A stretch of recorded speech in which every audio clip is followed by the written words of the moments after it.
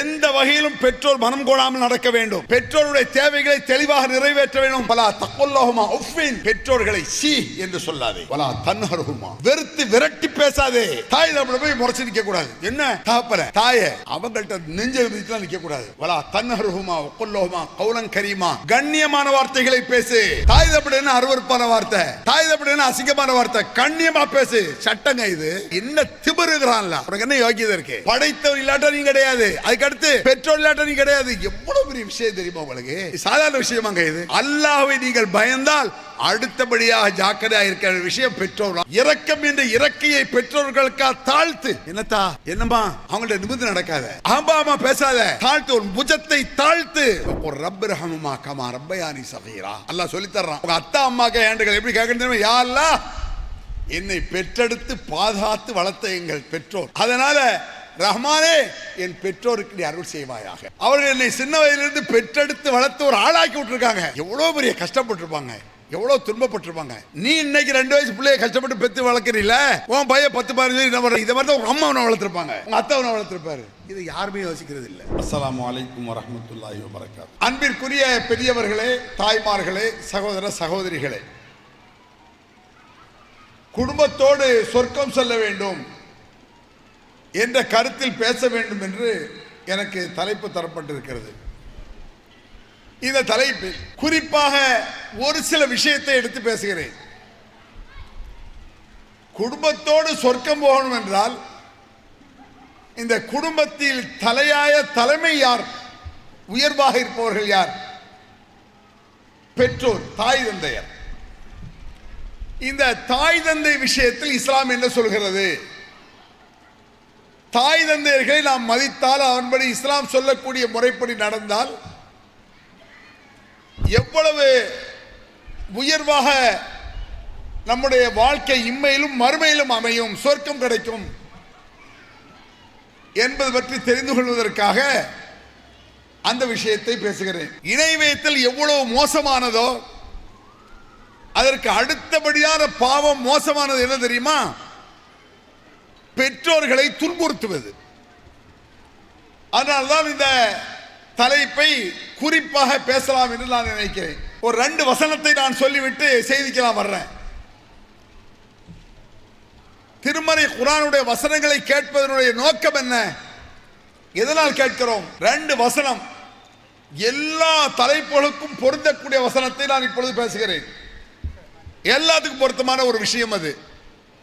அந்த வசனம் சுவாரஸ்யமான வசனம். அந்த 2 வசனம் எப்படின்னு பாருங்க. வலா தக்குரு கல்லதீன காலு சமீனா வஹும் லா யஸ்மஊன், இப்படி ஒரு வசனம். மஸலுல் லதீன ஹுமிலத் தௌராத் சும்ம லம் யஹ்மிலுஹா கமஸலில் ஹிமாரி யஹ்மிலு அஸ்ஃபாரா. இப்படி 2 திருமறை குர்ஆன் வசனங்கள் இருக்கின்றன. குர்ஆன் வசனம்னா என்ன அர்த்தம்? இஸ்லாமிய சட்டங்கள் அர்த்தம். ஒரு முஸ்லிமுக்கு அல்லாஹ்வும் அல்லாஹ்வுடைய சொல்லக்கூடிய கட்டளைகள், அப்படி வழங்க. என்னமோ ஒரு ஜாலிக்காக அல்ல. இது திருமறை குர்ஆனில் இருக்கக்கூடிய 2 வகையான சட்டங்களை சொல்கிறேன். இந்த வசனத்தினுடைய அர்த்தத்தை கவனியுங்கள். சொன்ன விஷயங்கள் காதில் விழுந்ததா என்று அவர்களுக்கு கேட்கப்படுமானால் ஆம் விழுந்தது என்று அவர்கள் சொன்னார்கள். உண்மையில் அவர்கள் காதில் அது விழவில்லை அப்படின்னு இந்த குர்ஆன் வசனத்துக்கு அர்த்தம். இந்த குர்ஆனுக்கு என்ன அர்த்தம்? சொன்ன விஷயங்கள் காதில் விழுந்ததா என்று அவர்களுக்கு கேட்கப்படுமானால் விழுந்தது என்று சொன்னார்கள். உண்மையில் அவர்கள் காதில் அது விழவில்லை அப்படிங்கிறான் அல்லாஹ். என்ன, ஏன் இப்படி சொல்றான் அல்லாஹ்? யூத கிறிஸ்தவர்கள் நபிகள் பெருமான காலத்திற்கு முந்தியவர்கள், அவர்கள் விஷயத்தை எடுத்து இந்த வசனம் பேசுகிறது. என்ன சொன்னாலும் காதில் வாங்குவான். ஆனா அல்லாஹ் சொல்றான் காதில் வாங்கலங்கிறான். ஏன்? சொன்ன விஷயங்களை காதில் வாங்கினால் என்ன செய்ய வேண்டும்? நடந்து காட்ட வேண்டும். அவர்கள் நடந்து காட்டவில்லை. சொன்ன விஷயம்படி காதில் விழுந்து நடந்து காட்டாவிட்டால் அவர்கள் காதில் அது விழவில்லை என்றுதான் அதற்கு பொருள். இதை நடைமுறையில் பிராக்டிக்கலா ஒன்று சொல்லட்டும் உங்களுக்கு. உங்க வீட்டில் உங்க பையனோ பொண்ணோ எக்ஸாம் டைம், பரீட்சை நேரம், அந்த நேரத்தில் மொபைல் நோண்டிட்டு இருக்கான், மொபைலை பார்த்துட்டு இருக்கான், புத்தகத்தை எடுத்து படிக்காம. நீ அவனை என்ன செய்விய? டேய் புஸ்தகத்தை எடுத்து படுறா அப்படிங்கிறிய, நீங்கள் சொன்னது அவன் காதில் உழுது, உங்களை இப்படி பார்க்குறான், கேட்க மாட்டாங்க, மீண்டும் இப்படிங்கிறான். 2 தடவை சொல்லுவேன், 3வது வாட்டி சவுட்டு பயல அப்படிம்பிய. அவன் என்ன சவுடாவன்? அவன் சவுடு கிடையாது. நீங்கள் சொன்னது காதில் உழுந்துச்சு, ஏன் சவுடு? சொன்னதை கேட்க மாட்டேங்கிறான். சொன்ன விஷயங்களை காதில் விழுந்து அதன் நடக்காவிட்டால் அவன் செவிடனுக்கு சமம் என்று குர்ஆனுடைய சட்டம் சொல்லுது. அதுபோல நீங்கள் இருக்காதீர்கள் முஸ்லிம்களேங்கிறான். நம்ம அப்படி இருக்கக்கூடாதான். அல்லாஹ் சொன்னது காதில் விழுகிறது, அவனுடைய தூதர் சொன்னது காதில் விழுகிறது. வெறுமனை காதில் விழுவதற்காக சொல்லப்படவில்லை, எதுக்கு? நடப்பதற்காக சொல்லப்படுகிறது. எப்படி சொல்றான் பாருங்க அல்லாஹ். உபதேசம் என்பது ரசித்து கேட்பதற்காக அல்ல, கேட்டபடி நடப்பதற்காக. அப்படி நடக்காவிட்டால் அல்லாஹ்விடத்தில் அவன் ஒரு செவிடன். நம்மளும் அப்படித்தான் செவிடன் சொல்லுவோம். இப்படி உதாரணம் ஆச்சா? இன்னொரு வசனத்தை பாருங்க. அந்த வசனம் எவ்வளவு அற்புதமான உதாரணம் பாருங்க.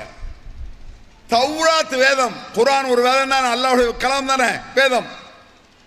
இது போல தௌராத் என்று ஒரு வேதம் வழங்கப்பட்டது, அல்லாஹ் கொடுத்திருக்கான் அன்றைய காலத்தில் உள்ள தூதருக்கு. தௌராத் வேதம் யாருக்கு வழங்கப்பட்டதோ அவர்கள் அந்த வேதத்தை சுமக்கவில்லை, மாறாக புத்தக மூட்டைகளை சுமக்கக்கூடிய கழுதைகளை போலங்கிற கடுமையான வார்த்தை. ஒரு வேதத்தை அல்லாஹ் சொல்லியிருக்கான், அந்த வேதம் அவனுக்கு தான் இறங்கிச்சுன்னு நம்புறாங்க மக்கள்லாம். அந்த வேதத்தின்படி நடக்கல, வேற என்ன? புத்தக மூட்டைகளை சுமக்கக்கூடிய கழுதைகள். அப்படின்னா என்ன? ஏன் இந்த உதாரணம் எல்லாம் சொல்றான்? அல்லாஹ் கழுதைன்னு சொல்றான்னு பார்க்க கூடாது. சில விஷயங்கள் அழுத்தமாக உள்ளத்தில் பதிய வேண்டுமானால் கழுதைன்னு தான் நம்ம சொல்லுவோம். நம்முடைய வழக்கத்தில் அப்படிதான் சொல்லுவோம். சில ஆண்டுகளுக்கு முன்னால் இந்த பாண்டிச்சேரி பக்கத்தில் இருக்க, நம்ம மாநிலத்து பக்கத்தில் பாண்டிச்சேரி, அங்க ஒரு ஆர்ப்பாட்டம் நடந்துச்சு, கேள்விப்பட்டீங்களா? கழுதையிடம் மனு கொடுக்கும் போராட்டம் அப்படி நடத்தினா எதிர்கட்சிக்காரன். கழுதையிடம் மனு கொடுக்கும் போராட்டம். என்னன்னா, முதலமைச்சர்கிட்ட பல விஷயங்களை சொல்லியிருக்கான், நடவடிக்கை எடுக்கல. ஒரு மனுவை எழுதி முதலமைச்சர்கிட்ட கொடுத்தா அவன் வாங்கி தூர வீசிட்டான். உடனே எதிர்கட்சிக்காரன் என்ன செஞ்சான்? பஸ் ஸ்டாண்ட் பக்கத்தில் ஒரு 10 கழுதையை பற்றிட்டு வந்தான். ஒரு மனுவை எழுதி கழுதைட்டு இப்படி கொடுக்க மாதிரி ஃபோட்டோவெல்லாம் வந்துச்சு. கழுதைட்டு இப்படி கொடுக்குறான். கழுத பேப்பர் என்ன செய்யும்? புர் அப்படின்னு சொல்லணுன்றோம். இதை பார்த்தவனும் முதலமைச்சர் டென்ஷன் ஆகிட்டான். ஏன் நம்மளை கழுதைன்னு சொல்கிறான்? இந்த கழுதைகிட்ட கொடுக்குறதும் சரி, முதலமைச்சர் அவ்வளோ கேவலமாக சொல்கிறான். அப்போ தான் அரசு என்னான்னு கவனிக்குது. என்னான்னு பாடுறா, நம்மளை கேவலப்படுத்துறான்டா. கழுதைன்னு சொன்னா தான் சில பேருக்கு மண்டையில் ஏறும். நம்ம பேச்சிலையும் அப்படி தான் வரும். உங்கள் பையன் உங்கள் பொண்ணு தூசியில் கிடக்கு தெருவில் விளையாண்டுட்டு இருக்கான், எழுந்துடுறான்னு சொல்கிற, கேட்கல.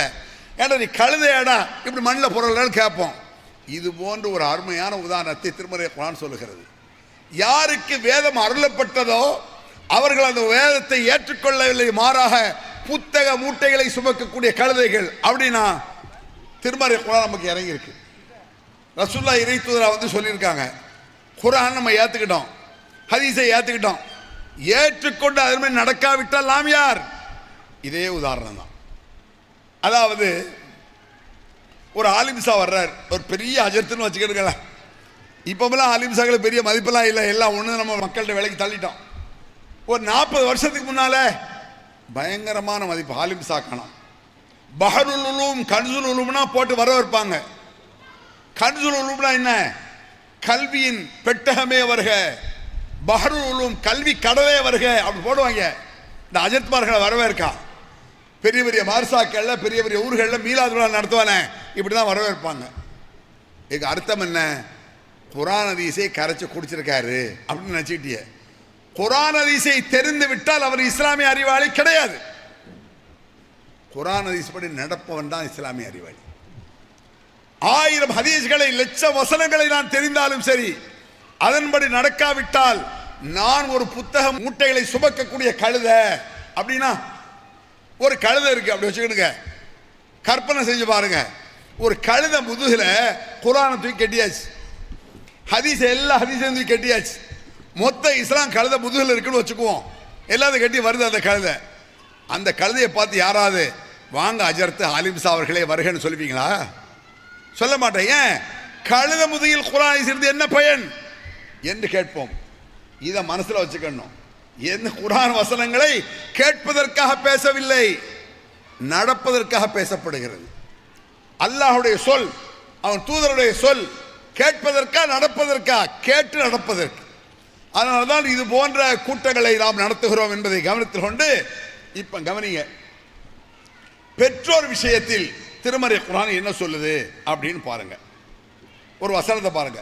ஒமா கானலி முஃமினின் வலா முஃமினத்தின் இதா கதல்லாஹு வ ரசூலுஹு அம்ரன் அன் யகுன லஹுமுல் ഖിയറத்து மின் அம்ரிஹிம் வ மன் யஅஸில்லாஹ வ ரசூலஹு ஃபகத் ضل ضلالا முபீனா.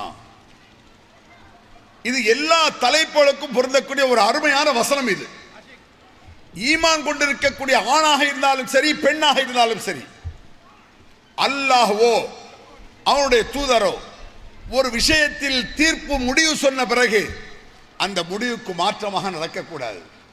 அப்படி அந்த முடிவுக்கு மாற்றமாக நடந்தால் அவர்கள் வழிகட்டி விட்டார்கள் என்பது தெளிவாகிவிட்டது அப்படிங்கிறாங்க. அப்ப அல்லாஹும் அல்லாஹ்வுடைய தூதரும் ஒரு முடிவை சொன்ன பிறகு அதற்கு மாற்றமாக நடந்தால் அவர்கள் வழிகட்டு விட்டார்கள் என்று எல்லா விஷயத்தையும் உள்ளடக்கக்கூடிய ஒரு வசனம் பாருங்க. அடுத்த ஒரு வசனம், வகலா ரப்புக அல்லா தஅபுது இல்லா இய்யா. அல்லாஹ் ஒரு தீர்ப்பை சொல்கிறான், ஜட்ஜ்மெண்ட் அப்படிம்பாங்கல்ல, கோர்ட்ல ஜட்ஜ்மெண்ட் வருது இல்ல, கோர்ட் தீர்ப்பு, அது மாதிரி வாசகம். வகலா ரப்புக, உன் இறைவன் ஒரு தீர்ப்பை சொல்கிறான், அல்லா தஅபுது இல்லா இய்யா, அவனை தவிர யாரையும் வணங்கக்கூடாது என்பது அல்லாஹ்வுடைய தீர்ப்பு, ஜட்ஜ்மெண்ட், அல்லாஹ்வுடைய முடிவு. அவனை மட்டும்தான் வணங்கணும். லா இலாஹ இல்லல்லாஹ் அதுதான் அர்த்தம். அவனை தவிர வணக்கத்துக்கு யாரும் இல்லை நம்ம சொல்றோம். அப்ப அவனை தவிர யாரிடத்திலும் கையேந்த கூடாது, அவனை தவிர யார்ட்டையுமே வணக்கத்தை செலுத்தக்கூடாது. இது அல்லாஹ்வுடைய முடிவு, தீர்ப்பு. அவ்வளவு முக்கியமான விஷயம் தானே. இணை வைக்க கூடாது, அல்லாஹ் மட்டும் வணங்கணும்னு. இதற்கு அடுத்தபடி என்ன சொல்லலாம் தெரியுமா? ஒபில் வாலிதைனி இஹ்சானா, பெற்றோர் விஷயத்தில் நல்ல விதமாக நடந்து கொள்ளுங்கள். இது அல்லாஹ்வுடைய தீர்ப்பு. அல்லாஹ்வை தவிர யாரையும் வணங்கக்கூடாது என்பது எவ்வளவு முக்கியமோ அதற்கு அடுத்தபடியான ஒரு முக்கியம் என்று சொன்னால் பெற்றோர் விஷயத்தில் எப்படி நடக்க வேண்டும். இந்த விஷயத்தில் நாம நடக்கிறோமா? பெரும்பாலும் நடக்கவில்லை. பெற்றோரை மதிக்கிறோமா? இல்ல. மதிக்கும் விதத்தில் மதிக்கல, சும்மா மதிக்க கூடாது. பெற்றோரை எப்படி மதிக்க வேண்டும்னு அல்லாஹ் சொல்றான், அப்படி மதிக்கணும். பெரும்பாலானவர்கள் பெற்றோர்களை மதிக்கும் விதத்தில் மதிக்கவில்லை. சில வசனங்கள், சில ஹதீஸ்களும் நான் உங்களுக்கு சொல்றேன். அல்லாஹ் குர்ஆன்ல ஒரு இடத்துல சொல்றான், வலா தசுப்புல்லதீன யதுன மின் தூரில்லா ஃபயசுப்புல்லாஹ அதுவம் பிகைரி இல்மின் அப்படின்னு அல்லாஹ் குர்ஆன்ல சொல்றான். இந்த வசனத்தை எல்லாரும் கவனிங்க. இந்த உலகத்தில் பல கடவுளர்கள் அழைக்கப்படுகிறார்கள். எத்தனையோ கடவுள்னு சொல்றான், ஆயிரக்கணக்கான கடவுள் என்று மக்கள் அழைத்துக் கொண்டிருக்கிறார்கள். அந்த கடவுளர்களை நீங்கள் திட்டாதீர்கள். சட்டத்தை பாருங்க. அந்த கடவுள் நீங்க திட்டாதீங்க. அப்படி திட்டினா அவன் அல்லாஹ்வை திட்டுவான். எப்படி வார்த்தை பாருங்க. நீங்க அடுத்தவன் கடவுளை திட்டீங்கன்னு வைங்க, உன் கடவுளோட ஐக்கியன்னு சொல்லு, உங்க அல்லாஹ் ஐக்கியன்றுவான். உன் கடவுளை முட்டாப்பைனா உங்க அல்லாஹ் முட்டாப்பையம்பான். அல்லாஹ் என்ன சொல்றான், பிறர் கடவுள் என்று யாரையெல்லாம் நினைத்து செய்கிறார்கள், அவனுக்கு அது கடவுள், உனக்கு அது கடவுள் இல்லை. அவன் கடவுள் நம்புறான். அந்த கடவுளை நீ திட்டாத. திட்டுனா அவன் அல்லாஹ்வை திட்டுவான். இது அருமையான லாஜிக், அருமையான தத்துவம். இது இதை அல்லாஹ் குர்ஆன்ல சொல்றானா? நபிகள் நாயகம் ஸல்லல்லாஹு அலைஹி வஸல்லம் பாருங்க, மின் அக்பரில் கபாயிர், பயங்கரமான பாவங்களில் உள்ளது அப்படின்னு சொல்றாங்க ரசூலுல்லாஹ். மோசமான பாவம், பயங்கரமான பாவம். விபச்சாரம் இருக்கு, வட்டி இருக்கு, கொலை இருக்கு, கொள்ளை இருக்கு, எத்தனை இருக்கு. ரசூலுல்லாஹ் ஒரு இடத்துல சொல்றாங்க, மின் அக்பரில் கபாயிர், படு பயங்கரமான பாவத்தில் உள்ளது என்ன? ஷத்முர் ரஜிலி வாலிதை, ஒருவன் தன் பெற்றோரை திட்டுவதுங்கிறாங்க ரசூலுல்லாஹ். சாதாரண பாவம் இல்லையாமா, படு பயங்கரமான பாவம் என்னது? அத்தா அம்மாவை திட்டுறது, பாப்பா அம்மாவை திட்டுறது. ஷத்முர் ரஜிலி வாலிதைஹி, ஒருவன் தன் பெற்றோரை திட்டுவது அப்படின்னாங்க ரசூலுல்லாஹ். உடனே சஹாபாக்கள் கேட்டார்கள், வஹல் யஷ்துமுர் ரஜிலு வாலிதைஹி, அது எப்படி யா ரசூலுல்லாஹ் தன் பெற்றோரை இவர் திட்டுவான்? கேள்வி வழங்குதா? சஹாபாக்கள் சொல்ற என்ன கேட்காங்கன்னா, ஒருவன் தன் பெற்றோரை திட்டுவானா? சஹாபாக்களுக்கு ஆச்சரியமாக இருக்கிறது. பெற்றோரை திட்டுவது என்பது அவருடைய மனதில் வராத ஒரு விஷயம், நினைத்து பார்க்க முடியாத ஒன்று. அத்தாமையோ ஒருத்தன் திட்டுவான், பெத்த தாயா திட்டுவான். இன்னைக்கு நீங்க சவுதி அரேபியா போங்களேன், ஆயிரக்கணக்கான அக்கிரமம் பண்ணுவான், தாயை திட்ட மாட்டான், பெற்றோரை திட்ட மாட்டான், பெற்றோரை கேவலம் நினைக்க மாட்டான், எவ்வளோ தப்பு செய்வான். பெற்றோரை திட்டுறதுங்கிறது அவன் ரத்தத்திலே கிடையாது. அப்படி கேட்காங்க சஹாபாக்கள், வஹல் யஷ்துமுர் ரஜுல் வாலிதைஹி, ஒருவன் தன் பெற்றோரை திட்டுவானா? நம்மளுக்கு அப்படி கேள்வி வருமா? திட்டுவானா, அதை தூக்கி போட்டே மிதிப்பானா அப்படிம்போம்.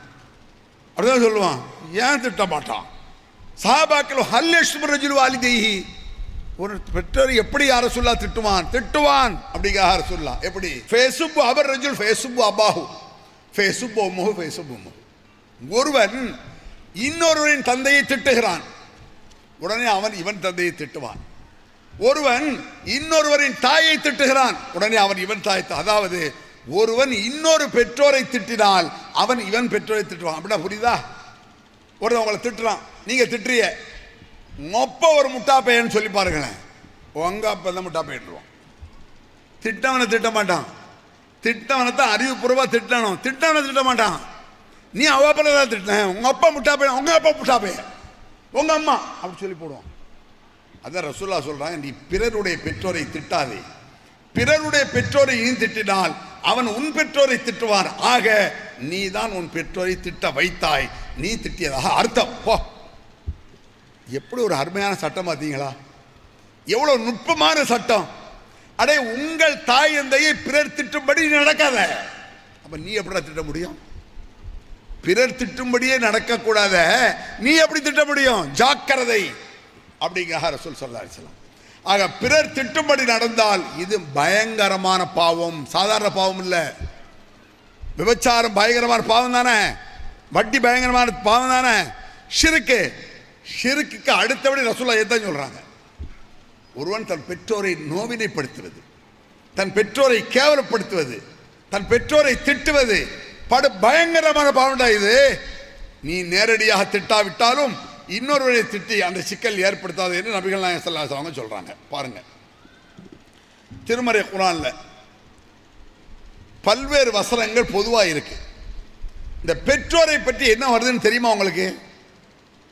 பெரும்பாலும் குர்ஆன்னா எதை ஆசியம் வருது, ஃபாத்தியா வருது, குல் எதை நினைச்சிட்டு இருக்கீங்க நீங்க? அது திருமறை குர்ஆன் வசனத்தை போல பெற்றோர் விஷயத்தில் பல்வேறு சட்டங்கள் இருக்கின்றன. திருமறை குர்ஆன்ல அல்லாஹ் தஆலா ஒரு இடத்துல சொல்றான், அனிஷ்குர்லி வலிவாலிதைக்க, எனக்கும் அல்லாஹ்க்கு எனக்கும் உன் பெற்றோருக்கும் நன்றி செலுத்துங்கள். எப்படி வார்த்தை தெரியுதா உங்களுக்கு? நபிகள் பெருமானாரை பின்பற்ற வேண்டும், நபிகள் பெருமானாருக்கு நன்றி செலுத்த வேண்டாம். நன்றி யாருக்கு செலுத்தணும்? படைத்தவனுக்கு நன்றி, அதற்கு அடுத்த நன்றி பெற்றோருக்கு, வேற யாருக்கும் கிடையாது. அனிஷ்குர்லி வலிவாலிதைக்க, எனக்கும் உங்கள் பெற்றோருக்கும் நன்றி செலுத்துங்கள். எவ்வளவு உச்சத்தில் இருக்கு பாருங்க. படைச்சதற்காக அவனுக்கு நன்றி செலுத்தணும், அதாவது தொழுவனும் வணங்கணும், அவனை தவிர யாரையும் வணங்கக்கூடாது. பெற்றதுக்காக தாய் தந்தைக்கு நன்றி செலுத்து. நன்றி செலுத்தினா எந்த வகையிலும் பெற்றோர் மனம் கோடாமல் நடக்க வேண்டும், பெற்றோருடைய தேவைகளை தெளிவாக நிறைவேற்ற வேண்டும். ஃபலா தக்குல்லஹுமா உஃபின், பெற்றோர்களை சி என்று சொல்லாதே, சே என்று சொல்லாதே. வலா தன்ஹர்ஹுமா, வெறுத்து விரட்டி பேசாதே. தாய் தகப்பனை போய் முறைச்சு நிற்க கூடாது. என்ன என்னையா தகப்பன தாய அவங்கள்ட்ட நெஞ்ச விதிச்சுலாம் நிற்க கூடாது. வலா தன்ஹர்ஹுமா வக்குல்லஹுமா கௌலன் கரீமா, கண்ணியமான வார்த்தைகளை பேசு. தாய் தகப்பன என்ன அருவருப்பான வார்த்தை, தாய் தகப்பன என்ன அசிங்கமான வார்த்தை, கண்ணியமா பேசு. சட்டங்க இது. தாய் தகப்பன் அலட்சியமா பேசுறது, அருவருப்பா பேசுறது, இந்த கிழடு சாவ மாட்டேங்கிறது, இந்த கிழவி இப்படி கிடக்க என்ன திமிருகிறான்ல, உனக்கு என்ன யோகியதை இருக்கு? படைத்தவர் இல்லாட்ட நீ கிடையாது, அதுக்கு அடுத்து பெற்றோர் இல்லாட்ட நீ கிடையாது. எவ்வளவு பெரிய விஷயம் தெரியுமா உங்களுக்கு? சாதாரண விஷயமாங்க இது. அல்லாஹ்வை நீங்கள் பயந்தால் அடுத்தபடியாக ஜாக்கிரதையா இருக்கிற விஷயம் பெற்றோர். தன்னருமா அஹ்மிதுலமா ஜலாஹதுல்லி மின் ரஹ்மா, இரக்கம் என்ற இறக்கையை பெற்றோர்களுக்காக தாழ்த்து. என்னத்தா என்னம்மா அவங்கள்ட்ட நிமிர்ந்து நடக்காத, ஆம்பாமா பேசாத, தாழ்த்து, ஒரு புஜத்தை தாழ்த்து. ரப்ப ரஹமுமா கமா ரப்பயானி சகீரா, அல்லாஹ் சொல்லி தர்றான். அல்லாஹ் எப்படி சொல்லி தர்றான்? உங்க அத்தா அம்மாக்க ஏண்டுகள் எப்படி கேட்கணும் தெரியுமா? யா அல்லாஹ், என்னை பெற்றெடுத்து பாதுகாத்து வளர்த்த எங்கள் பெற்றோர், அதனால ரஹ்மானே என் பெற்றோருக்கு நீ அருள் செய்வாயாக. அவர்கள் என்னை சின்ன வயதிலிருந்து பெற்றெடுத்து வளர்த்து ஒரு ஆளாக்கி விட்டுருக்காங்க. எவ்வளோ பெரிய கஷ்டப்பட்டிருப்பாங்க, எவ்வளோ துன்பப்பட்டிருப்பாங்க. நீ இன்னைக்கு 2 வயசு பிள்ளைய கஷ்டப்பட்டு பெற்று வளர்க்குறீல, உன் பையன் 10-15 இதை மாதிரி தான் உங்கள் அம்மாவனை வளர்த்துருப்பாங்க, உங்கள் அத்தாவனை வளர்த்துருப்பாரு. இது யாருமே யோசிக்கிறது இல்லை. எவ்வளோ கஷ்டப்படுறீங்க. சச்ச புள்ள பெற்று வளர்க்குறதுக்குள்ளே எப்போ பார்க்குறீங்களே, உங்கள் அம்மா ஒன்று அப்படி தானே வளர்த்தாங்க, உங்கள் அத்தா அப்படி தானே வளர்த்தாங்க. அல்லாட கேட்கணுமா, யா அல்லா ரப்பிர் ஹம்ஹுமா கமா ரப்பயானி சகீரா, சிறு வயதில் என்னை பேணி பாதுகாத்து வளர்த்ததை போல என் பெற்றோருக்கு நீ கிருபை செய்வாயாக ரப்பே என்று கேளுங்கள். இப்படி கேளுன்னு அல்லாஹ் சொல்றான். நீ என்ற துவா கேட்கணும், இப்படி கேட்கணும். எப்படி ஒரு சட்டம் இருக்கு பார்த்தீங்களா? அல்லாஹ் தஆலா உன் பெற்றோருக்கு எப்படி கேட்கணும் சொல்லி தர்றான். இப்படி யாராவது கேட்டிருக்கமாங்க? யாராவது பெற்றோர்கள் இப்படி துவா செஞ்சிருக்கீங்களா? செய்ய மாட்டோம். நம்ம துவாவெல்லாம் நம்ம பிள்ளை படிக்கணும், பாஸ் ஆகணும், நல்ல மார்க் எடுக்கணும், டாக்டர் வேலை கிடைக்கணும், என் பிள்ளைக்கு நல்ல மாப்பிள்ளை கிடைக்கணும், இதைத்தானே சொல்லிட்டு இருப்பீங்க. வேண்டாம் நான் சொல்லலை. இதை விட தன் பெற்றோருக்கு யா அல்லாஹ் என் பெற்றோருக்கு அருள் செய்து கொண்டே இருப்பாயாக என்று கேளுங்கள். ரசூலுல்லாஹ் வர்றார் ஒரு சஹாபி. மன் ஹக்கு சுஹ்பா யா ரசூலல்லாஹ், நான் யாரிடத்தில் மிக நேசமாக இருக்க வேண்டும், பாசமாக இருக்க வேண்டும், யார்கிட்ட ரொம்ப தோழமையாக இருக்கணும், உலகத்தில் யார் எனக்கு பெருசு அப்படின்னு கேட்கார். உம்முக்கே என்றார்கள், உன் தாய். மீண்டும் கேட்கிறார், உன் தாய். மீண்டும் கேட்க, உன் தாய் தாப்பா. யாரிடத்தில் நேசமாக இருக்க வேண்டும்? தாய் தாய் தாய். 4வதாக உன் தந்தை அப்படிங்கிறார் ரசூலுல்லாஹ். 3 மடங்கு மதிப்பில் கூடியவள் தாய். நம்ம யாருமே அத்தாவை மதிச்சாலும் அம்மாவை மதிக்க மாட்டோம், பார்த்துருக்கீங்களா? அத்தாவை எல்லாரும் வாங்கத்தா, எடுங்கத்தா, போங்கத்தா, என்னத்தா, வாங்கத்தா. அம்மாவை வாமா போமா ஈமா. யாராவது அம்மாவை பார்த்து வாங்கம்மான்னு சொல்லி பாருங்களேன், அவள் என்ன என்ன வாங்கோங்கிற, அம்மாக்கே வெக்கமா இருக்கு. அம்மா போய் வாங்க அப்படி ஆக்கிட்டோம். அடே தகப்பனை விட அதுக்காக தகப்பனை மதிக்க வேண்டாம்னு சொல்ல, உச்சகட்ட மதிப்பு தாய், அதற்கடுத்த தகப்பன், அப்புறம் தான் மனைவி மக்கள் பொஞ்சாதி பிள்ளைலாம். அப்புறம் நல்லா வச்சுக்கிடுங்க, மனைவி புருஷன் பொண்டாடி எல்லாம் எப்போ தாயுடைய பிறகு மூளைக்கு போயிடும், ஃபர்ஸ்ட் அங்கே தான் நிற்கும். அப்போ ரசூல் ஸல்லல்லாஹு அலைஹி வஸல்லம் அவங்க என்ன செய்கிறாங்க, அஸ்மா என்ற ஒரு சஹாபி பெண்மணி, யார் ரசூலல்லாஹ் அவங்க கேட்குறாங்க பாருங்க, எப்படி அழகான கேள்வி. நீங்கள் சில பேர் கேட்பீங்க, ஆமாம் எங்கள் அம்மா ஒரே ஷிர்கில் கிடக்குது, தர்காவில் போய் கிடக்குது, ஒரே கபரில் போய் கிடக்குது, இப்படிலாம் நீங்கள் கேட்பீங்கல்ல. ஒரு பொம்பளை கேட்குறாங்க, அஸ்மா என்ற பெண், யார் ரசூலல்லாஹ் கதிமத்தலைய உம்மி வஹிய முஷ்ரிகத்து ஃபி அஹதி ரசூலுல்லாஹி ஸல்லல்லாஹு அலைஹி வஸல்லம். ரசூலுல்லாஹ் காலத்தில் யார், அந்த காலத்தில் ரசூலுல்லாஹ் காலத்தில் ஒரு பொம்பளை வந்து ரசூலுல்லாஹ் கேட்குது, யார் ரசூலல்லாஹ் என்னுடைய தாய் முஷ்ரிக்கு, ஷிர்க் வச்ச ஆள், கோயிலில் போய் கும்பிடுற ஆள், சிலையை வணங்குற ஆள், எங்கள் அம்மா என்னை தேடி வருது, நான் எங்கள் அம்மாவை சேர்த்து கொள்ளலாமா? அவள் ஷிர்கில் வைக்கிறா, நான் எப்படி அவளை சேர்க்கறதுக்கு, அவள் சேர்த்து கொள்ளலாமா? நாம் அசில், ஆமா சேர்த்துக்க. என்ன ஒரு வார்த்தை! எவ்வளவு பெரிய பாவம் செய்தவளாக இருந்தாலும் தாயை சேர்க்கத்தான் வேண்டும். அந்த பாவம் அந்த அம்மாவுக்கும் அல்லாஹ்வை சார்ந்தது, நீ கோவிக்க வேண்டியதில்லை. உங்க அம்மா தவறே செய்யட்டுமே, குற்றமே செய்யட்டுமே, நீ செய்யல 1000 தப்பு. எத்தனை தப்பு நம்ம செஞ்சிருப்போம் சின்ன வயசுல, அத்தனையும் சகிச்சுக்கல, இந்த அத்தா அம்மா சகிச்சுக்கல. உங்க அம்மா தப்பு செஞ்சுட்டா, இதுல ஒரு வேடிக்கை என்ன தெரியுமா,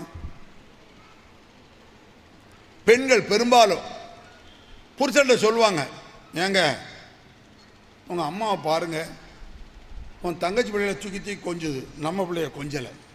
நீ சொல்கிறாங்களா? எல்லாரும் 90% சொல்லுவாங்க, அங்கே பாருங்க அவங்க அத்தாவையும் அவங்க அம்மாவையும், உங்கள் அக்கா தங்கச்சி பிள்ளை தூக்கி இப்படியே கொஞ்சிறாரு, நம்மளை கொஞ்சலை. ஏய், இவன் என்ன சொல்லணும், என்ன வளர்த்ததுக்கு தான் நான் கவனிக்கணும், என் பிள்ளைய வளர்த்தா வளர்க்காட்டி என்ன, என் பிள்ளைய எங்கள் அத்தா அம்மா வளர்க்க வேண்டாம், என்ன வளர்த்தாங்கல்ல, என்ன அறிவில்லாமல் பேசுகிறாங்க, என்ன பேச்சு இது? என்னை வளர்த்ததற்காக என் பிள்ளை அல்லாஹ் தஆலா என்ன வளர்த்ததை தான் கவனிக்க சொல்கிறான். என் பிள்ளைய அத்தா அம்மா வளர்க்க வேண்டிய அவசியம் நான் தான் வளர்க்கணும். என் பிள்ளை எங்கள் அம்மா தூக்குறான் இல்லை தூக்காட்டி என்ன, இது நிறைய பேர்ட்ட இருக்குது. அன்னைக்கு ஒரு ஊரில் பேசிட்டு ஜும்மா முடிச்சுட்டு வர்றேன், வெளியே 2 பேர் பேசுகிறாங்க, என் புருஷன் ஏற்கனவே அத்தா அம்மானு குதிப்பார், இப்போ இவர் வேறு இப்படி சொல்கிறார். நானா சொல்கிறேன், குர்ஆன்ல இருக்கியா, ஹதீஸில் இருக்கு, இஸ்லாமிய சட்டத்தை சொல்கிறேன், எனக்கு நான் சொல்கிறதுக்கு என்ன இருக்கு, இவர் இது வேறையா, இன்னுமே எங்கள் புருஷனை கையில் பிடிச்ச முடியாத, ஏன் அம்மா பெத்தவள்ள. இன்னொரு விஷயம் சொல்லட்டா உங்களுக்கு, அதில் யாரும் வருத்தப்படக்கூடாது, நிலவரம் ஃபேட், அதுதான் உண்மை நிலவரம். மனைவி உறவு கணவர் உறவு அறுத்து விடலாம், அக்கா எல்லாத்தையும் தலா கூட சொல்லலை, அறுந்து போகிற உறவு தான் அது. நம்ம சேர்ந்து வாழ்வோம், அறுக்க வேண்டாம், தலாக்கெல்லாம் விட வேண்டாம். வேற வழி இல்லைங்கிற பட்சத்தில் அந்த உறவை அறுத்தரலாம். பெற்றோர் உறவை அறுக்க முடியாது. சொல்லுங்க பதில் யாராவது சொல்ல முடியுமா? அக்கா அண்ணன் தம்பி இந்த உறவெல்லாம் அறுக்க முடியாது. பெற்றோர் உறவை அறுத்துருவீங்களா? அறுக்க முடியாதுங்க. மனைவியை நான் செலக்ட் பண்றேன், கணவரை நீங்க செலக்ட் பண்ணுவீங்க, தாயை நீங்க செலக்ட் பண்ணீங்க, அல்லாஹ் அமைச்சு தந்தோம். அத்தாமா அவரை முடிவுன்னுவீங்க. எப்படி ஒரு சட்டமா இருங்க? எங்க அம்மா ஷிர்க் வச்சாங்க, யார சொல்ல எங்க அம்மாவை சேர்த்துக்க, இது என்ன கேள்வி அப்படிங்கிற யார சொல்ல சேர்த்துக்கொள்ள அனுஷ்குல்லி வலிவாலிதை. பாருங்க, சுலைமான் அலைஹிஸ்ஸலாம் நீங்க கேள்விப்பட்டிருப்பீங்க. சுலைமான் அலைஹிஸ்ஸலாம் இந்த உலகத்தில் மாபெரும் ராஜாங்கத்தில் இருந்தவர்கள் சுலைமான் அலைஹிஸ்ஸலாம். அவங்கள மாதிரி ராஜாங்கம் யாருக்குமே கிடையாதுங்க. நல்லா கவனிச்சுக்கிடுங்க. ரசூலுல்லாஹ் கூட அவ்வளவு பெரிய ராஜாங்கம் கிடையாது, இப்ராஹிம் நபி கிடையாது, எந்த நபிக்கும் கிடையாது. மாபெரும் ராஜாங்கத்தை அல்லாஹ் சுலைமான் நபி கொடுத்திருந்தான். எந்த அளவுக்கு தெரியுமா? அந்த சாம்பிள் ஒன்று சொல்ற பாருங்க. யாமலூன லஹு மா யஷா மின் மஹாரிப வ தமாசில வ ஜிவானின் கல்ஜபாப் வ குதுரி ராசியாத். சுலைமானுக்காக சில ஜின்கள் இருந்தாங்க, ஜின்னு. அந்த ஜின்கள் எல்லாம் பிரம்மாண்டமான மாளிகைகளை கட்டி கொடுக்கும் சுலைமான் நபிக்கு. அவருக்காக கொப்பரை பாத்திரங்கள், மனிதர்களால் நகர்த்த முடியாத பாத்திரம், தேக்ஸாமாங்கல்ல, பெரிய பெரிய தேக்ஸா, இந்த அண்டா தேக்ஸான்னு சொல்லுவாங்கல்லங்க, 50 பேர் சேர்ந்து கூட தூக்க முடியாது. மிகப்பெரிய தேக்ஸாக்களை கொப்பரைகளை எல்லாம் இந்த ஜின்கள் செய்து கொடுத்து சுலைமான் நபிக்காக செய்த. அதாவது சுலைமான் நபிக்கு ஜின்கள் அடிமையாக இருந்ததுன்னு அர்த்தம். என்ன சொன்னாலும் கேட்கும். அவ்வளவு பிரம்மாண்டமான ராஜாங்கம். ஒரு இடத்துல பறவையிடம் பேசினார் சுலைமான் நபிலாம் வரும். பறவைகிட்ட பேச முடியுமா?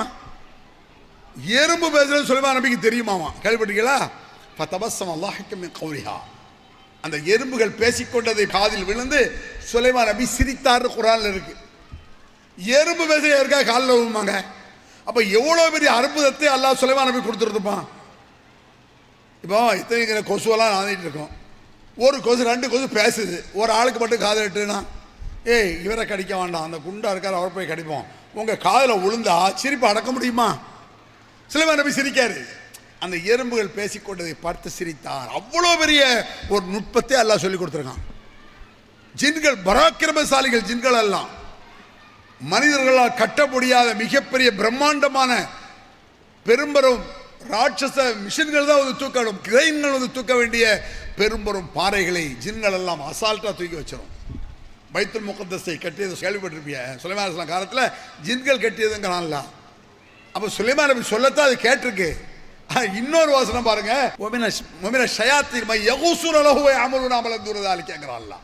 சில ஷைத்தான்கள் சுலைமான் நபிக்கு இருந்து.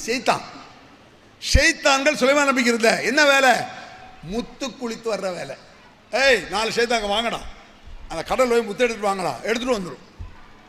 குர்ஆன்ல இருக்கு. இது நம்பணும், நம்பாட்ட முஸ்லீம் இல்லை, கதை இல்லை, இது அஜத்மான விடுற ரீல் இல்லை, இது பச்சைய குர்ஆன் வசனம், அல்லாஹ் சொல்லக்கூடிய விஷயங்கள். இது சில ஷைத்தான்கள் இருந்தான சுலைமான் நபிக்கு பல்வேறு வேலைகளை அவைகள் செய்யும். அவ்வளவு சக்தி வாய்ந்த மாபெரும் ஆற்றல் இருக்கக்கூடிய மிகப்பெரிய சக்கரவர்த்தியாக இருந்த சுலைமான் நபி எப்படி துஆ செய்கிறாருன்னு பாருங்க. அதான் சொல்ல வர்றேன். இவ்வளவு பெரிய ஆட்சி இருந்தல்லங்க, அதையெல்லாம் சுலைமான் நபி அல்லாஹ்ட்ட துஆ செய்யலை, அதை பத்தி எல்லாம் பெருசா பேசலை. என்ன ஒரு துஆ செய்கிறார் பாருங்க. இதை மட்டும் உருண்டிக்க. இவ்வளவு சக்தி, அவ்வளவு பெரிய பரக்கத்துக்கு மேல பரக்கத்து, இவ்வளவு பெரிய ராஜாங்கம். அவர் துஆ செய்தார் அப்படின்னு அல்லாஹ் குர்ஆன்ல சொன்னார். என்ன செஞ்சாரு? قال ربي يا الله இறைவா, أوزعني أن أشكر نعمتك التي أنعمت علي وعلى والدي. யா அல்லாஹ், எனக்கும் என் பெற்றோருக்கும் நீ அருள் செய்திருக்கிறாய். அதான் துஆ செய்றார். அடுத்த வழங்குதா? அல்லாஹ்வுடைய அருள் இருந்தால் தான் நான் பிறக்க முடியும். எனக்கு மட்டும் அருள் இருந்தால் பத்தாது, என் பெற்றோருக்கு அருள் இருக்கணும், தாய்க்கு அருள் இருக்கணும். என் தாய்க்கு செய்த அருளால் என்னை பெற்றெடுத்தார், எனக்கு செய்த அருளால் நான் பிறந்து வந்தேன் அப்படின்னு அர்த்தம் இருக்கு. என் பெற்றோருக்கு நீ செய்த அருளால், எனக்கு செய்த அருளால் என் தாய்க்கு நான் நன்றி செலுத்த வேண்டும். அஷ்குர, என் தாய்க்கு நான் நன்றி செலுத்த வேண்டும், அதற்கு நீதானப்பா உதவி செய்ய வேண்டும். எப்படி துஆ பாருங்க. இந்த ராஜாங்கத்தில் தொடர்ந்து தான் அவர் கேட்கல. இவ்வளோ பேர் ராஜாங்கத்தில் விட்டுட்டு பெயராம எனக்கு இந்த பதவி பெயரா அப்படி அழுவல. என் பெற்றோர் என்னை பெற்றெடுத்தார்கள், எனக்கும் அருள் செய்தாய், என் பெற்றோருக்கும் அருள் செய்திருக்கிறாய். அப்ப பெற்றோர் பெற்றெடுத்தது பெரிய விஷயம். நீங்க என்னமோ பெற்றோர் கவனிக்கல வைக்கல, அதை தங்கத்தை போடல, அதை செய்யல இருக்கீங்க. உன்னை பெத்து எடுத்ததே பெரிய வேலை. அவரவருக்கு தெரியுதுல்லங்க. நான் என் பிள்ளைய பெற்றெடுக்கும்போது எவ்வளோ கஷ்டப்பட்டேன்னு எல்லா தாய்க்கும் தெரியும், எல்லா தகப்பனுக்கும் தெரியும். ஆனால் அத்தான் அம்மாட்ட போய் ஆமாம் புதுமையாக நீந்த பெற்று எடுத்துட்ட எல்லாம் தான் பெற்று எடுக்காக, இது என்ன பேச்சு? சாதாரணமாக சொல்லிடுவோம். பெத்தா எல்லாத்தையும் கவனிக்க தான் வேணும், இது ஒரு பெரிய அப்படின்னு கேட்பீங்க. அவரவருக்கு தெரியும் எவ்வளோ கஷ்டம் பெற்று எடுத்து வளர்த்து ஆளாக்கி, சாதாரண விஷயமா அது. அதனால எனக்கும் உன் பெற்றோருக்கும் நன்றி செலுத்துங்கள் அப்படின்னு சொல்லி யார் சொல்றா? அல்லாஹ் குர்ஆன்ல சொல்றான். இந்த நபி அதை துஆவாக கேட்கிறார். யா அல்லாஹ், எனக்கும் என் பெற்றோருக்கும் நீ அருள் செய்வாயாக, உனக்கு நன்றி செலுத்த வேண்டும் என்பதற்கு நீதானப்பா எனக்கு உதவ வேண்டும் என்று கேட்டார். இப்படி அவரவர் தாய் தேக்கா துஆ கேளுங்க. நினைவு வரும்பொழுது ஐவேளை தொழுகையில கேளுங்க. முடிஞ்ச பிறகு நினைக்கும் பொழுதெல்லாம் கேளுங்க. ஒரு தடவை ரெண்டு தடவை இல்லை. உன் பிள்ளைகளை கேட்பதை விட பெற்றோர் கூட கேளுங்க. யோசிச்சு பாருங்க. ஈசா அலைஹிஸ்ஸலாத்து வஸ்ஸலாம் அவர்கள் இல்லையா, இந்த உலகத்தில் பிறக்கும் பொழுதே அற்புதமாக பிறந்தவர்கள் ஈசா அலைஹிஸ்ஸலாம். எல்லாருக்கும் தெரியும். எந்தவித ஆணுடைய டச் இல்லாமல் மரியம் அலைஹிஸ்ஸலாம் ஈசாவை பெற்றெடுத்தார். கல்யாணம் முடிக்கல, எந்த ஆணும் தொடல. ஆனா உலகம் நம்புமா? ஆம்பளை துணை இல்லாம ஆம்பளை தொடாம ஒரு குழந்தை வந்தா உலகம் நம்புமாங்க? நம்பாது. என்ன சொல்லும்? காரி துப்பும். ஒரு பொம்பளையா? அல்லாஹ் தஆலா என்ன செஞ்சான்? இந்த மாதிரி மோசமாக பேசக்கூடிய வாயடைத்து விட்டான். என்ன பாருங்க, ஐனமா குன்து வௌசானி பிஸ்ஸலாத்தி வஸகாத்தி மாதும் ஹய்யா. அவர் சொல்கிறார், கால இன்னி அப்துல்லா. அந்த பொம்பளைகிட்ட போய் கேட்க, என்னமா இவ்வளவு மோசமான செயல் செஞ்சுட்டு வந்திருக்க அப்படின்னு சொல்லும்பொழுது அந்த அம்மா சொன்னாங்க, ஏன்ட்ட கேட்காத, குழந்தையிட போய் கேளு. அஷாரத்திலை, குழந்தையிடம் கேளு என்று சபிக்கை செய்தார். காலு கைபனு கலிமுபங்கான பில்வாதி சபியா, தொட்டில் அடக்கிற பிள்ளைகிட்ட எப்படி பேச முடியும் அப்படின்னு அந்த ஊர்க்காரன் கேட்கறான். அப்ப ஈசா அலைஹிஸ்ஸலாம், கால இன்னி அப்துல்லா, நான் அல்லாஹ்வுடைய அடியார் என்று பிறந்த அன்றே பேசியவர்கள் ஈசா அலைஹிஸ்ஸலாம். இது நடக்கலன்னு வைங்களேன், என்ன ஆகும் தெரியுமா? தர்காவில் போய் ஒரு படுத்து வருவா, எஞ்சி வருவா. மரியம் அலைஹிஸ்ஸலாம் அல்லாஹ் குழந்தைய கொடுத்த மாதிரி அவளியான குழந்தைய தூக்கிட்டு வந்துடுவா. அல்லாஹ் ஆப்பு வச்சு விட்டான், பேசு. இந்த மாதிரிலாம் சேட்டை பண்ண முடியாது. ஒரு அற்புதம் நடக்கு என்றால் அதை இன்னொருவன் ஏமாற்றக்கூடாது என்பதற்காக அந்த இடத்தில் ஒரு புள்ளி வச்சிருவான் அல்லாஹ். ஸ்ட்ராங். கால இன்னி அப்துல்லா, நான் அல்லாஹ்வுடைய அடியார். ஆத்தானியல் கிதாப், எனக்கு வேதத்தை தந்து விட்டான். பிறந்த அன்றே வேதம் கொடுக்கப்பட்டவர் ஈசா அலைஹிஸ்ஸலாம். ரசூலுல்லாஹ் கூட 40 வயசுலான வேதம். அன்றைக்கே ஆத்தானியல் கிதாப் வஜஅலனி நபியாங்கறாங்க, என்னை நபியாக்கி விட்டான். வேதத்தை தந்து விட்டான், என்னை நபியாக்கி விட்டான். வௌசானி பிஸ்ஸலாத்தி வஸகாத்தி மாதும்து ஹய்யா, அல்லாஹ் எனக்கு கட்டளை இடுகிறான், எனக்கு உபதேசிக்கிறான். எப்படி உபதேசிக்கிறான்? நான் தொழும் பொழுதெல்லாம், நான் ஜக்காத் கொடுக்கும் பொழுதெல்லாம், நான் உயிரோடு இருந்து நான் தொழும் பொழுது, நான் ஜக்காத் கொடுக்கும் பொழுது, என் தாய்க்கு பணிவிடை செய்யும் பொழுது, நான் உயிரோடு இருந்து என் தாய்க்கு பணிவிடை செய்யும் பொழுதெல்லாம் தொழ வேண்டும், ஜக்காத் கொடுக்க வேண்டும். இதுக்கு அர்த்தம் விளங்குதா? நான் உயிரோடு இருந்து என் தாய்க்கு பணிவிடை செய்யணும் அப்படின்னா, பெற்றோருக்கு பணிவிடை செய்யாட்டா இவங்க வாழ்ந்து பிரயோஜனம் இல்லை. என் தாய் தப்ப நான் கவனிக்காட்டா நான் ஏன்டா வாழணும்னு நான் கேட்கணும். என் உயிர், என் தாய் தப்ப கவனிக்க விட எனக்கு எதுக்கு உயிர்? அந்த மாதிரி கேள்விதானே அது. என் பெற்றோருக்கு நான் என் தாய்க்கு பணிவிடை செய்ய வேண்டும் என்று, தொழ வேண்டும் என்று, ஜக்காத் கொடுக்கிறது நான் உயிரினு இருக்கும் காலமெல்லாம். என்ன ஒரு வார்த்தை, என்ன ஒரு வாசகம். அவ்வளோ ஈஸியாக தாய் தப்ப விஷயம். யாராவது தாய் தப்ப மனநோவை வச்சிருக்கீங்கன்னா பொண்ணையோட போய் மன்னிப்பு கேட்டுருங்க. அல்லாவுக்கா மன்னிச்சுக்க, தயவுசெய்து மன்னிச்சுக்கம்மா, அத்தா தயவுசெய்து மன்னிச்சுக்கிடுங்க. கண்டிப்பாக நீங்கள் மன்னிப்பு கேட்குறீங்க. ஏதாவது நோவினை செய்திருந்தா, எங்கள் அம்மா வந்து மோசம் பண்ணா பண்ணட்டுவேன், என்ன மோசம் பண்ணா மன்னிப்பு கேளு. உங்கள் அம்மா தப்பு செஞ்சால் நீ கேட்கக்கூடாது, அது அல்லா தான் கேட்பான். உங்கள் அம்மா தர்காவில் படுக்குதா, அதை அவளுக்கு சொல்லிப்பாரு, கேட்காட்ட ஒன்றும் இல்லை. தர்காவில் படுக்கிறதுனால இவங்க அம்மா கவனிக்காம இருக்க கூடாது அப்படி இஸ்லாம் சொல்லல. எப்பேற்பட்ட மார்க்கம் நீங்க பாருங்க. ஒரு சம்பவம் நீங்கள் கேள்விப்பட்டிருப்பீங்க. ரசூலுல்லாஹ் காலத்துக்கு பல ஆண்டுகளுக்கு முன்னால் ஒரு 3 பேர் காட்டுக்கு போனாங்கன்னு கேள்விப்பட்டிருக்கீங்களா? ரசூலுல்லாஹ்வுக்கு முந்தி நடந்த ஒரு சம்பவம். காட்டுக்கு போகும் பொழுது ஒரு குகையில் போய் உள்ளே உட்கார்றாங்க 3 பேரும். ஒரு மலை இடியெல்லாம் வந்து உள்ளே போய் உட்கார்ந்துருக்காங்க. திடீரென்று ஒரு பயங்கரமான பாறை வந்து அந்த குகையின் வாசலை அடைத்து விட்டது. இது ரசூலுல்லாஹ் சொல்லக்கூடிய ஒரு சம்பவம், கதையல்ல, நிஜம். 3 பேர் உள்ள மாட்டிக்கிறாங்க. 3 பேர் உள்ள மாட்டிக்கிட்டு அவங்க 3 பேர் பேசுறாங்க, இன்னைக்கு நம்ம மாட்டிக்கிட்டோம், இந்த குகையிலிருந்து வெளியேற முடியாது, அல்லாஹ் நமக்கு உதவாட்ட வேற வழி இல்லைங்கிறாங்க. ஏன்? மனித சக்திக்கு அப்பாற்பட்ட கஷ்டம் வந்து விட்டால் அல்லாஹ்ட்ட தான் கையேந்தணும். ஒரு பூரா வருது, பூரா செருப்படுத்து டப்புன்னு அடிச்சிருவோம். பூரா வந்தா ஒரு பாம்பே வருது, டக்குன்னு எடுத்து அடிச்சிருவோம். பூரா வந்தா செருப்படுத்து அடிச்சிருவோம். புலி வந்தா செருப்பை தூக்கிட்டு போய் யாரெல்லாம் ஓட வேண்டியதான். எல்லாரும் மத கொண்ட யானை வந்தா உளுந்தடிச்சிட்டு ஓடிட்டு அங்கே போன பிறகு என் பிள்ளை எங்க, என் மச்சனை கேட்கணும். பிள்ளைலாம் ஓடும் பொழுதுலாம் அதெல்லாம் வராது. அப்போ மனித சக்திக்கு அப்பாற்பட்டு ஒரு கஷ்டங்கள் வரும்பொழுது யாரெல்லாம் அப்படின்னு கேட்போம்ல, அது மாதிரி அவங்க கேட்குறாங்க. பாறை அடைத்து விட்டது, இது மனிதனால் தள்ள முடியாது.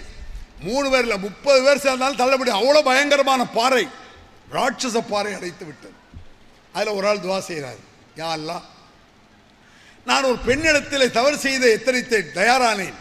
அந்த பெண் சொன்னால் இத்தகில்லா என்று சொன்னாள், அல்லாஹ்வை பயந்து கொள் என்று சொன்னால், நான் உடனடியாக அந்த தவறை விட்டு விட்டேன், இந்த கஷ்டத்தை போக்குவாயாகன்னு கேட்குறான். ஒரு ஆள் கேட்குறார். அந்த பாறை கொஞ்சம் அகன்றது, ஆனால் வெளியே வர முடியல, ஒரு அரை இஞ்சி 1 இஞ்சி. இன்னொரு ஆள் என்ன செய்கிறாரு, யா அல்லாஹ், நான் ஒரு நிறைய பேருக்கு வேலை கொடுத்தேன், அதில் ஒரு ஆள் என்ன செஞ்சார், என்கிட்ட சம்பளம் வாங்காமல் போயிட்டார், சம்பளமே வாங்கலை. போனவுடனே அவர் பணத்தில் என்ன செஞ்சேன், அவருடைய சம்பளத்தை மட்டும் எடுத்து தனியாக ஒரு பிஸ்னஸில் போட்டேன். ஒரு ஆடு மாடு இந்த மாதிரி வாங்கி விட்டேன். அது தாறுமாறாக பறக்கத்தாயிடுச்சு. ஆட்டு மந்தைகள், மாட்டு மந்தைகள், ஒட்டக மந்தைகள் தாறுமாறா. சமயங்கள் அப்படி தான் ஆகும். 50 லட்சம் ரூபாய்க்கு இடம் வாங்கி போடுவீங்க, 50 லட்சத்துக்கு 5 வருஷத்துக்கு 5 பைசா ஏறாது. 5 லட்சத்துக்கு இடம் வாங்குவோம், திடீர்னு 2 கோடி ஆயிரும். பார்த்துருக்கீங்களா? லட்சக்கணக்கில் போட்டால் லாபம் வராமல் போயிடும். ஒரு சாதாரண 5 லட்சம் 50,000க்கு இடம் வாங்குவீங்க, திடீர்னு அங்கே ஒரு ஸ்டேஷன், ஒரு பஸ் ஸ்டாண்ட் வரும், தாறுமாறாக ஏறிடும். அதுபோல் அந்த குறைஞ்ச காசை போட்டேன், தாறுமாறாக பறக்கத்தாயிடுச்சு. அந்த சம்பளம் வேகாத ஆள் வந்தார், சகோதரா எனக்கு சம்பளம் தரல யாவருக்கா அப்படின்னு வர்றாரு. இவர் அந்த சம்பளத்தை கொடுத்து கூட ஒரு 5000 கொடுத்தா போயிருப்பார் அந்த ஆள். இவர் சொல்கிறாரு, இந்த ஆட்டு மந்தை மாட்டு மந்தெல்லாம் இதெல்லாம் ஓன் சொத்து தான் அப்படிங்காரு. அவர் கேட்காரு, நக்கல் பண்ணாதீங்க, இதெல்லாம் நடக்கிறாரியம்மா. இப்போ உதாரணமாக உங்கள்கிட்ட நீங்கள் ஒரு ஆள் 10,000 ஒரு ஆள் கொடுக்க வேண்டியிருக்கு, கொடுத்துட்டியே, நீங்கள் கொடுத்துட்டு 10 வருஷம் போயிட்டியே. அவர் 10,000 ரூபாய்க்கு என்ன செய்ய ஒரு இடத்த வாங்குறாரு, 5 லட்சம் 50 லட்சம் கோடி 5 கோடி ஆகுது. இந்த 5 கோடி சொத்து வாங்கணும்னா மயக்கிட விழுந்துருவோமே. இப்போ அவர் சொல்ல, நான் தமாஸ் பண்ணலை, கேலி செய்யலை, உங்கள் இதுதான். இதை சொல்கிறார் அல்லாட்ட, யா அல்லாஹ், இப்படி ஒரு சொத்தை பெருக்கி நான் வைத்தேன், இது எனக்கும் உனக்கும் தான் தெரியும், அந்த ஆளுக்கு தெரியாது. நான் நியத்து வைத்து விட்டேன், இது அந்த ஆளுக்கு கொடுக்கன்னு, அது உனக்கு தெரியும் அல்லாஹ், நான் உனக்காகத்தானே செஞ்சேன், இந்த கஷ்டத்தை போக்குங்கிறார். அந்த பாறையை அகன்று விட்டது. இது ரசூலுல்லாஹ் சொல்கிறாங்க இந்த சம்பவத்தை. ஆனாலும் வெளியே வர முடியலை. 3வது இன்னொரு ஆள், அல்லாஹும்ம அபவானி ஷேகானி கபீரானி. இதுதான் நம்ம சப்ஜெக்டில் உள்ள விஷயம், பெற்றோர் விஷயம். இந்த ஹதீஸில் 3வது வருது அது. அல்லாஹும்ம அபவானி ஷேகானி கபீரானி, எனக்கு வயது முதிர்ந்த பெற்றோர்கள் இருந்தார்கள், யா அல்லாஹ், வயது முதிர்ந்த என் பெற்றோர்கள் இருந்தார்கள். ஒரு முறை நான் வரும்பொழுது என் பெற்றோர்கள் சாப்பிடாமல் தூங்கிவிட்டார்கள், என் மனைவி மக்கள் எல்லாம் சாப்பிடல. அப்போ இவர் வந்தவுடனே என்ன செய்வார், எங்கள் அத்தா அம்மா சாப்பிட்டாங்களா அப்படி கேட்டிருக்காரு. அதான அர்த்தம், என் பெற்றோர்கள் சாப்பிடலை. அப்போ நான் என்ன செஞ்சேன், முதல்ல எங்கள் அத்தா அம்மா சாப்பிடட்டும், அப்புறம் சாப்பிட்டுக்கலாம், பொண்டாட்டி பிள்ளையெல்லாம் சும்மா உட்கார சொல்லிட்டேன். அதுக்கப்புறம் முழிச்ச பிறகுதான் அவங்களுக்கு சாப்பாடே கொடுத்தேன். அப்படி செய்ய முடியுமாங்க? எங்கள் அத்தா அம்மா சாப்பிடலை, என் மனைவி மக்கள்லாம் இருக்குது, சாப்பிடணும், சாப்பிடக்கூடாது, எங்கள் அத்தா அம்மா தான் பெருசு, நான் பொண்டாட்டி சும்மா விடுமா? அப்போ உங்களுக்கு எங்களை விட உங்கள் அத்தா அம்மா தான் பெருசா? ஆமாம். அது என்ன கேள்வி? ஆமாம், இது ஒரு கேள்வியா? இது எங்களை விட அத்தா அம்மா தான் பெருசா? ஆமாம் பெருசு, இஸ்லாமில் சொல்லுது. நானும் சொல்கிறேன். ஆமாம். அப்போ அவர் என்ன செய்ய, கஷ்டமெல்லாம் நீங்கிடுச்சு, அவங்க வெளியே வந்துட்டாங்க. இதில் என்ன மேட்ருனா, பெற்றோரை கவனித்தால் உலகத்தில் உள்ள கஷ்டமே போகும் அப்படின்னு விளங்குது. உலகத்தில் பயங்கர கஷ்டத்தில் மாட்டிக்கிட்டிய அவரவர் தான் புருஷன்ட்ட சொல்லணும். எப்படி? ஏங்க உங்கள் அத்தா கவனிங்க, உங்கள் அம்மா கவனிங்க, உங்கள் அத்தா அம்மாவை கவனிச்சா தான் நம்ம பிள்ளை நல்லா இருக்கும் அப்படி சொல்லணும். நான் பெத்த பிள்ளை நல்லா இருக்கணுமா, என்ன பெத்தவங்களை கவனிக்கணும். யோசிச்சு பாருங்க. யார்ட்டையாவது இருக்கா? யாராவது இதில் உஷாரா இருக்கமா? எவ்வளவு கடுமையான வசனங்கள் ஹதீஸ்கள் இருக்கு, கொஞ்சம் கூட அதை கவனிக்காம இருக்கமே. எவ்வளவு முக்கியமான வசனம். உலகத்தில் கஷ்டம் போடுமா, தாய் வந்த கவனி. நல்லா யோசிச்சு பாருங்க.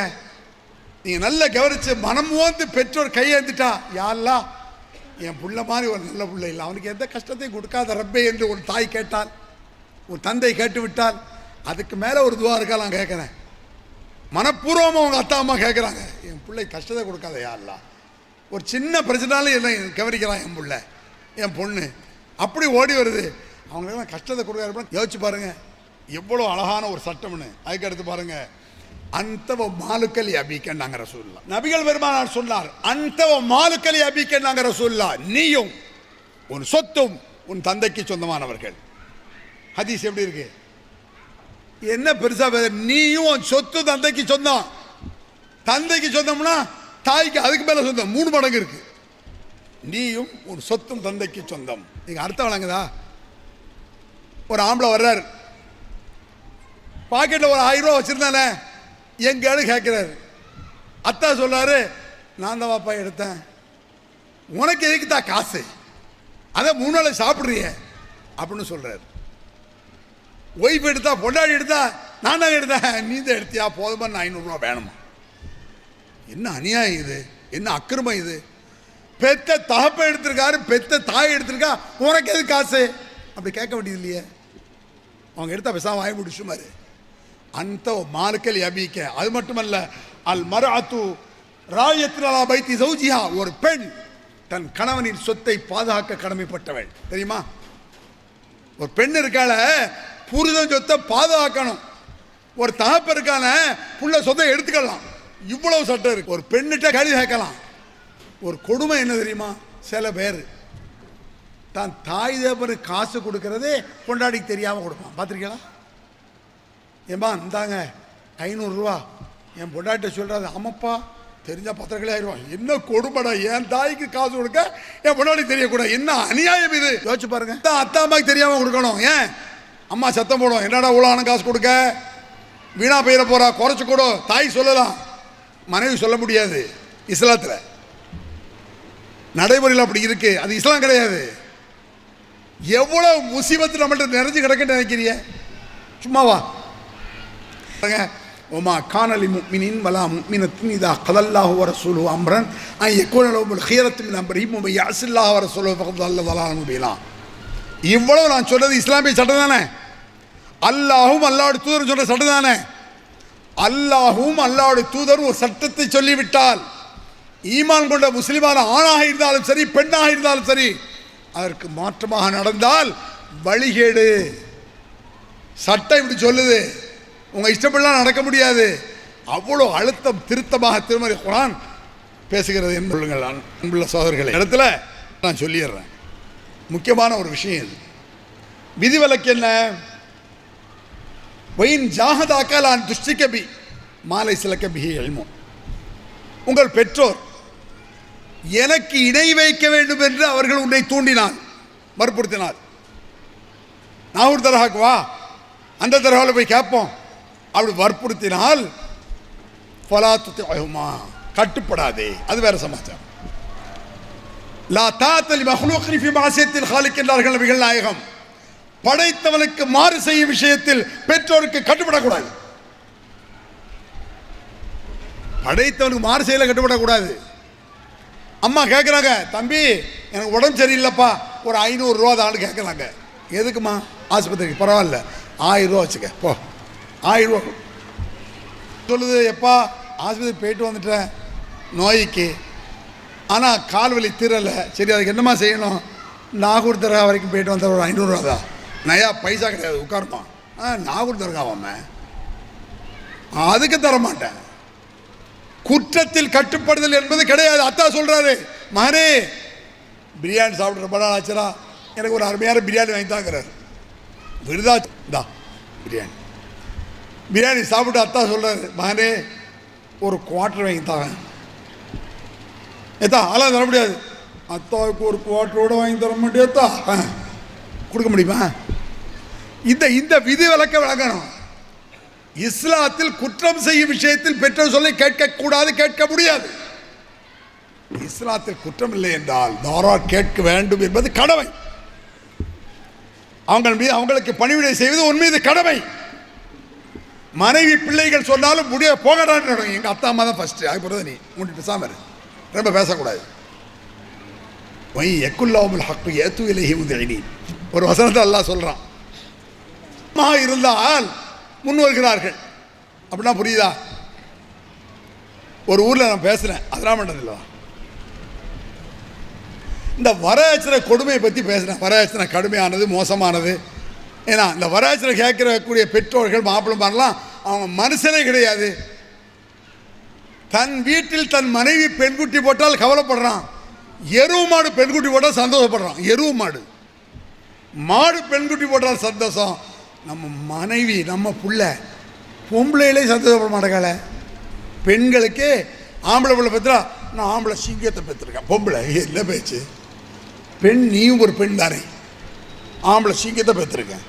இந்த திருப்பூரில் ஆம்பளை சிங்கம்லாம் அதுக்கு அர்த்தமே வேற. ஒருத்தன் வருவான் அங்கிருந்து, இவன் யார் தெரியுமா? ஆம்பளை சிங்கம் அப்படிம்பாங்க. அப்படின்னா என்ன அர்த்தம்? காட்டில் வேட்டையாடுறது இருக்க, ஆண் சிங்கம் வேட்டையாடாது, பெண் சிங்கம் தான் வேட்டையாடும். பெண் சிங்கம் வேட்டையாடு தின்னு முடிச்ச பிச்சத்தை யார் திப்பா? ஆண் சிங்கம் திங்கும். அதே மாதிரி ஆம்பளை சிங்கம்னா பொண்டாட்டி ஒன்று தின்னுட்டு இருக்கான்னு அர்த்தம். ஆம்பளை சிங்கமாமா. இல்லை ஆண்கள் வேலை பார்க்க மாட்டான் பெரும்பாலான இடங்கள்ல. இந்த மாதிரி ஆம்பளை சிங்கம் பொம்பளை சொல்லாதீங்க, அதெல்லாம் ரொம்ப கேவலமான வார்த்தை. கேள்வி பதிலே விளங்கும். அந்த வீட்டில் குழந்தை பிறந்தாச்சா, குழந்தை பிறக்க சொன்னாங்களே, அது பிறந்து 1 மாதம் ஆச்சு. 1 மாதம் ஆச்சா? பொட்டை பிள்ளையா? ஆமாம், அதுதான் செய்தி வெளியே வரல. 1 மாதத்துக்கு வராது. ஆம்பளை பிள்ளையா இருந்தால் பிறந்துட்டு இருக்கும்போது ஆம்பளைன்னு சொல்லிடுவான். என்ன அக்கிரமம் இது? குரான் என்ன சொல்லுது, எப்படி பேசுது? இப்படி ஒரு ஊரில் பேசிட்டேன். பேசுகிறவொடனே அதெல்லாம் பண்ணுறது. நான் ஒரு ஆள் வந்தார், அல்ஹம்துலில்லாஹ் சூப்பர். என்ன அவருக்கு 2 பொம்பளை பிள்ளைய கல்யாணம் முடிச்சு கொடுத்துருக்காரு. அந்த மாப்பிள்ளைக்காரன் டர் ஆகிட்டான். அவரை அந்த டென்ஷனில் இருந்தால் நம்ம சொன்னோன்னே வேணும் பேசணும் சூப்பர் அப்படின்ட்டு போயிட்டார். அதுக்கு ஒரு பிறகு இன்னொரு மீட்டிங்கு, அப்பவும் இதே மாதிரி தான் பேசினேன். அவன் மகனுக்கு கல்யாணம், அதே ஆளுக்கு மகன் கல்யாணம். அவர் சொல்கிறாரு, இவங்களுக்கு வேறு வேலை இல்லை, என் மகனை நான் படிக்க வச்ச யாற்ற வேங்க பிச்சை எடுறா தெருவா போய், அதுக்காக பொட்டவள்ளி போய் வாங்குவியா? பிச்சை எடுத்து கூட வரேசன் வாங்குவியா? பொண்ணை போய் கேட்பியா? அப்போ ஒரு சட்டத்தை சொல்லும் பொழுது அவனுக்கு சாதகமாக இருக்குது பொம்பளை பிள்ளை பிரச்சனை, ஆம்பளை பிள்ளை சாதகமாக இல்லை. இதை சொல்கிறான் அல்ல. சத்தியம் உண்மை அவர்களுக்கு சாதகமாக இருந்தால் தலையாட்டலாம். Okay super. சாதகமாக இல்லாட்டா அஃபீ குலூபிஹிம் மரதுன், உள்ளத்தில் நோய் இருக்கிறது.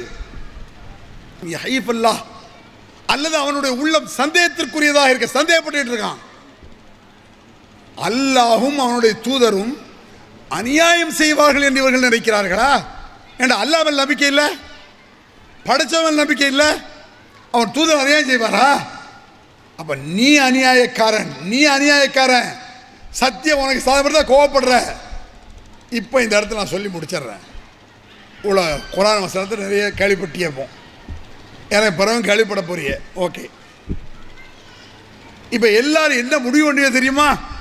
உங்கள் பிள்ளைய கூட்டு போகும் பொழுது கேட்டுக்கிட்டியா? அத்தா அம்மா சொல்ல கேட்கணும், அம்மா சொல்ல கேட்கணும். யார்? எல்லாரும் உன் பிள்ளைகிட்ட சொல்லுவிய. ஓகே, சாதகமாக இருக்குல்ல? உன் புருஷன் அத்தா அம்மா சொன்னால், நான் பெத்த பிள்ளை அத்தா அம்மாவை ஏன் சொல்ல கேட்கணும், என் புருஷன் அம்மா சொல்ல கேட்கக்கூடாது. இது அநியாயம் இல்லையா? என் பிள்ளை என் சொல்லை கேட்க வேண்டும் என்று விரும்புவதைப் போல என் கணவன் அவர் தாய் சொல்லை கேட்க வேண்டும். சட்டம் அப்படித்தான். உனக்கு கஷ்டமா இருந்தாலும் உண்மை இது. ஏங்க உங்கள் பெற்றோர் சொல்ல நீங்கள் கேளுங்க, உங்கள் மேலே தப்பு இருந்தாலும் போய் மன்னிப்பு கேளுங்க என்று சொல்லக்கூடியதான் ஒரு முஸ்லீமான பெண். அவன் தான் ஈமான் உள்ளவன். அந்த மாதிரி ஈமான் கண்டிப்பாக சோனந்தான். சொர்க்கம் நரகம் என்று சம்பந்தப்பட்ட நிறைய வசனங்கள் இருக்கு. இந்த விஷயத்திலே ஓரளவு நீங்கள் விளங்கியிருப்பீங்க. அதுபோன்று பெற்றோர்களை கவனித்து அல்லாஹ்வுக்கு பயந்து அவனுக்கு மட்டும் வணங்கி பெற்றோர்களை கவனித்தால் நம் பிள்ளைகள் நம்மை கவனிக்கும். வாழையடி விளையாட ஆட்டோமேட்டிக்காக எல்லாருக்கும் இந்த பண்பு வந்துட வேண்டும். அப்படி வந்து விட்டால் இம்மையிலும் நிம்மதி. பெற்றோரை கவனித்தால் உலக கஷ்டங்கள் போகும், மறுமையிலும் சொர்க்கம். அதுபோன்ற சூரத்தை நாமெல்லாம் அடைய அந்த ரப்புல் ஆலமீன் உதவி செய்வானா என்று சொல்லி முடிக்கிறேன். அல்ஹம்துலில்லாஹி ரப்பில் ஆலமீன். இஸ்லாம் மற்றும் சமுதாய செய்திகளை அறிந்து கொள்ள தமிழ்நாடு தௌஹீத் ஜமாஅத் யூடியூப் பக்கத்தை உடனடியாக சப்ஸ்கிரைப் செய்து கொள்ளுங்கள். மேலும் பெல் பட்டனையும் கிளிக் செய்து கொள்ளுங்கள்.